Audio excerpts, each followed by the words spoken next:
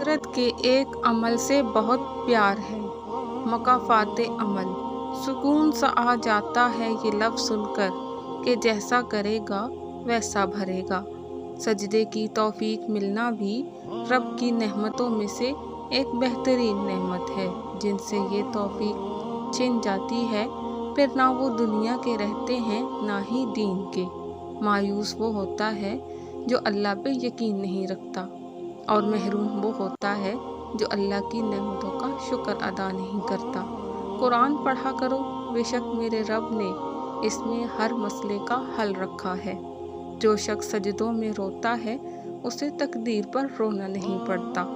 لوگوں کے سامنے مسکراتے رہا کرو اور اللہ کے سامنے رویا کرو، کیونکہ دنیا مسکرانے والوں کو پسند کرتی ہے اور اللہ رونے والوں کو۔